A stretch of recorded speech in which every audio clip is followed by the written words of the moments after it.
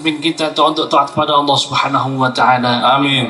Langsung saja hadirin rahimakumullah, marilah Kita dengarkan tausiah bersama guru kita Al-Mukarram Al-Habib Muhammad Lutfi bin Ali bin Yahya yang sudah ada di tengah-tengah kita. Sallu ala Nabi Muhammad. Assalamualaikum warahmatullahi wabarakatuh. Alhamdulillahil awalu bila ibtida wal akhiru bila intiha. Jami'u sifatil ulya wal izzati wal kibriya. Wassalatu wassalamu ala imami ahli sofai wal wafa, qutbil anbiya wal awliya, Sayyidina wa maulana Muhammadin khairid dawa likulli saqamin wada, rahmatan wa syifa fi sirri wal jila, wa ala alihi wa sahbihi ma damatil ardu was sama. Amma ba'du, ayuha sadati sadatina al-aizza wal fudala, yang saya hormati dan yang wajib kami mencintainya, para sesepuh, bini sepuh, para alim ulama, para habaib. Maaf apabila saya tidak bisa menyebutkan satu persatu, khususan Al-Ah Habibana Ahmad Al-Habsyi,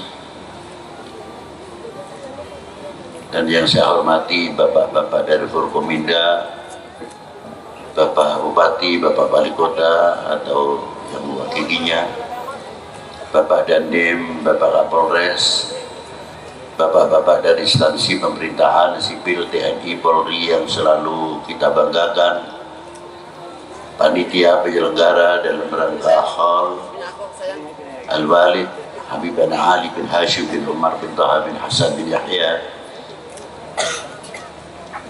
dan hadirin wal hadirat rahimakumullah. Mengenang, mengingat jasa seseorang memang tidaklah begitu mudah. Bagaimana don kita, prasangka kita pertama kali kepada para beliau. Maka beberapa ulama sepuan dan sesepuh para habaib sering mengatakan, alaikum bi husnul dzan. Jadilah kalian orang yang selalu mempunyai prasangka yang baik kepada siapapun, dengan pandangan yang jernih. Apabila terwarnai dengan prasangka yang baik, maka akan selalu memandang yang baik. Saya umpamakan kecil-kecilan saja, apabila di bawah hidung ini dikasih minyak wangi, minyak harum, mencium siapapun harum, itu orang husnuzon. Tapi kalau orang itu suudzon, di bawah hidung ini dikasih kotoran, secantik apapun istrinya pun baunya gak enak. Itu memandang orang yang selalu pandangan sempit, pandangan kotor. Maka dengan adanya peringatan khol siapapun yang ada di Indonesia ini, Indonesia itu kaya, bukan subur saja, agraris, bukan maritim saja, tapi agraris juga maritim. Kaya dengan aulia, dari mulai Aceh sampai ke Lampung, Banten, sampai ke Demak, sampai ke Madura, dan timur jauh. Tidak bisa hitung jumlahnya yang ada di Indonesia ini. Belum yang menjadi tokoh-tokoh ulama, jamaahirul ulama, sangat luar biasa. Terkenal ulama-ulama di Indonesia ini sampai ke Timur Tengah. Siapa di antaranya? Guru besar Thariqat Qadiriyah adalah dari Sumba, Syekh Ahmad Khotib, namanya Sambas. sangat terkenal, bukan Sumba tapi Sambas, daerah Kalimantan. Muridnya beliau juga dari Timur Tengah sampai India. Rata-rata tarekat Qadiriyah khususnya sumbernya adalah Sayyidi Syekh Ahmad Khatib Sambas, Ki Abdul Karim Al-Bantani, Kiai Nawawi Al-Bantani. Taklif yang belum sempat dicetakkan masih lebih 200 kitab karya tulis tangan Kiai Nawawi Al-Bantani.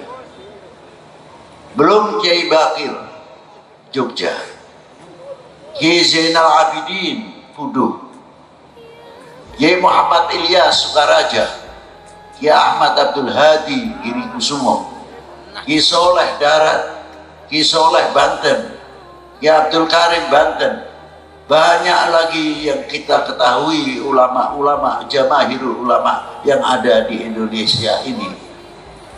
Mestinya menjadi satu kebanggaan untuk umat Islam khususnya dan untuk bangsa ini. Ternyata kita mampu mencetak tokoh-tokoh, kader-kader, lopian-lopian yang akan menjadi cermin umat dan cermin anak bangsa ini. Tetapi apabila sudah dihilang sejarahnya, kita mau ngomong apa? Mau menceritakan ini makam yang ziarah ramai, terkadang di Kholin. Ketika kita tanya, ini manakibnya riwayat hidup, gimana Bib? Sisanya dengar cuma kiainya saja, Masya Allah ini orangnya. Tapi belajarnya dari mana, dari mana, nggak paham saya. Karena apa? Tidak tertulis, tidak terbiasakan tertulis. Coba, itu diantaranya. Belum lagi yang lain-lain, tokoh-tokoh ulama yang ada di Indonesia ini. Maka dari itu dengan adanya hal peringatan untuk mengenang jasa para beliau. Apakah beliau hanya cukup mengajar? Apakah beliau hanya cukup beribadah untuk dirinya sendiri? Tidak. Sudah diawali dari mulai zaman Aceh, Pasai, sampai ke Pulau Jawa. Berapa beliau-beliau yang menjadi tokoh-tokoh, contoh-contoh perjuangan, menjadi bapak negara. Satu contoh yang luar biasa, mempunyai kontribusi yang luar biasa, menelurkan tokoh-tokoh yang luar biasa seperti Diponegoro, Kiai Mojo, Sentotorio Dirjo, Ibu Kartini, Cuk Nyadin, Tengku Marcek Ditiro, dan lain sebagainya. Sehingga tegaknya kembali Saka Merah Putih, berkibar kembali jasa siapa? Jasa para ulama dan jasa sepuh-sepuh bangsa Indonesia ini. Sehingga kita mengenal merah putih. Apa di dalam kandungannya merah putih? Di antaranya ada 3 hal: harga diri bangsa, jati diri bangsa, kehormatan bangsa. Ada di dalam merah putih sekalipun tidak berhuruf. Tinggal sejauh mana kita memahami. Bukan untuk kultus kepada bendera, tidak. Di zaman Sayyidina Rasul Sallallahu Alaihi Wasallam, kalau di zaman Rasulullah adanya bendera simbol perang. Jadi kayak kalau sekarang benderanya tank sendiri, yang bagian meriam sendiri, infanteri sendiri. Di zaman Rasulullah sudah ada begitu. Di zaman itu pun dijaga setiap pembawa bendera 4 orang. Jangan sampai bendera itu jatuh ke tanah. Luar biasa. Kalau ke panah atau ke tombak salah satu penjaga yang bawa bendera, cepat diraih, jangan sampai ke tanah. Terus begitu dan begitu estafet. Padahal bukan bendera kebangsaan, tapi harga diri pada waktu itu. dicontohi oleh para beliau. Ada di antaranya kakaknya Imam Ali bin Abi Thalib, sahabat namanya Ja'far bin Abi Thalib. Kakinya sudah putus, tangannya sudah putus, berlumur darah, tapi sempat menjaga bendera tersebut dengan lehernya supaya tidak menyentuh tanah. Bagaimana bendera kebangsaan? Sejauh mana kita mempunyai kebanggaan? Maaf, bendera partai boleh banyak, tapi merah putih hanya satu. Betul tidak? Betul tidak? Merah putih cuma satu. Nah, tadi kita digugah dengan lagu kebangsaan. Indonesia tanah airku, tanah tumpah darahku. Apa itu hanya lagu kebangsaan atau seremonial? Ini perlu anak-anak kita dari sedini mungkin tolonglah diajari, karena kita sudah banyak kehilangan para pejuang. Nanti tambah lama tambah hilanglah sudah. Cek sudah kepademan obor. Ini yang kita jaga sangat kuat sekali. Coba. Ternyata di dalam lagu kebangsaan mempunyai kandungan ikrar, bukan sekadar nyanyian gelar atau lagu kebangsaan. Minta dibuktikan sebagai pengakuan selaku kita mengaku Indonesia tanah airku. Apakah dalam lagu? Apakah dalam kehidupan kita mempunyai kefanatikan selaku anak bangsa Indonesia yang pun tidak mudah tergoyahkan dan merasa handarbeni, merasa memiliki kepada republik ini, bukan sekadar memiliki bentuknya dari Sabang sampai Merauke saja, tapi apa yang ada di Indonesia ini, dari buah-buahan, dari pertanian dan lain sebagainya. Sejauh mana kita merasa memiliki apa yang ada? Kalau mampu kita merasa memiliki dan menghargai, insya Allah untuk ekonomi di Indonesia tidak lama tertanggulangi. Karena apa? Kami telah mengucapkan Indonesia tanah airku. Apa yang ada di dalam Indonesia milikku. Ekonomi milik kita semuanya, pertanian milik kita semuanya. Semangat akan menanamkan di dalam dunia pertanian dan dalam dunia ekonomi, karena untuk menunjukkan Indonesia tanah airku, bukan pepesan kosong.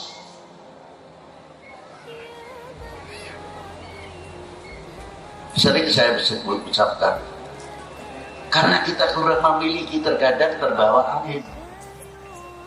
Musimnya jambu bako, yang ngomong jambu bako. Yang paling hebat lagi Kates California, jauh amat. Amatnya pada tidak jauh padahal. Lalu kita pikir, apakah di sini tidak bisa tumbuh Kates? Cuma menang nama Kates California. Coba kalau kefanatikan itu muncul, Kates mana ini Pak? Bogor. Kates mana ini Pak? Di Bandung. Kates mana? Bekasi.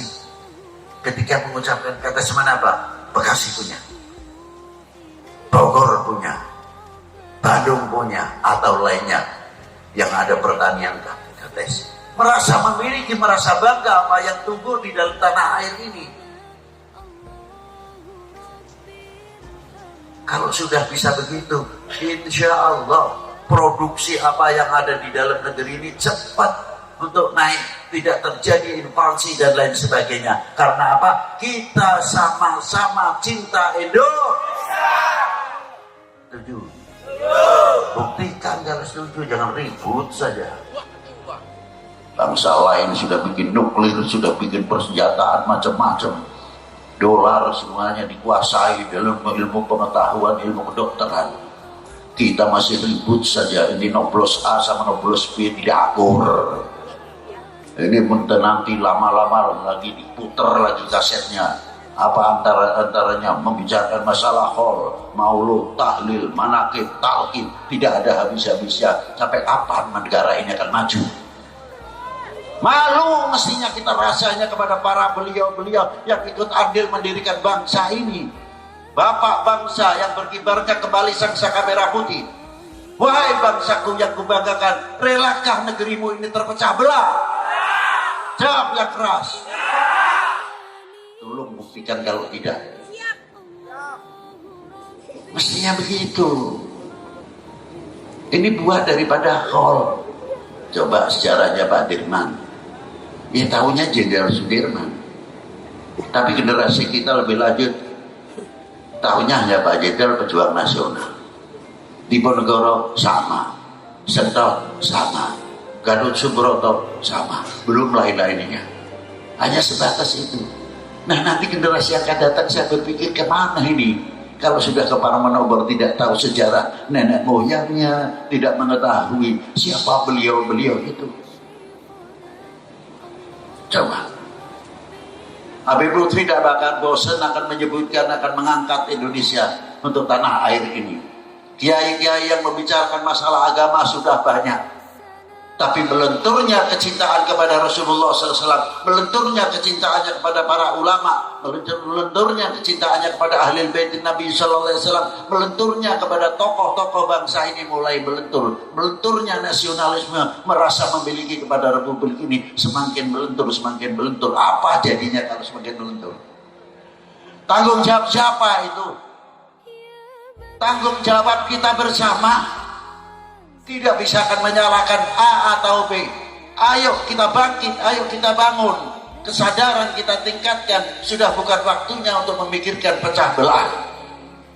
Bukan waktunya lagi. Itulah yang diharapkan para pejabat, leluhur kita dalam membangun bangsa ini. Ma'asyiral muslimin rahimakumullah. Coba kalau kita lihat bagaimana perjuangan para pendahulu. Mungkin di Betawi saya kurang paham. Kalau bikin rumah, padahal di zaman penjajah Hindia Belanda, kalau seandainya kita pasang merah putih, ya pulang nama. Sebab instansi pemerintahan pada waktu itu Hindia Belanda, benderanya bendera Belanda. Tapi orang tua kita, kiai-kiai kita tidak kalah akal. Bagaimana cara menanamkan merah putih kepada setiap anak bangsa pada waktu itu. Ini sudah tidak dipelajari.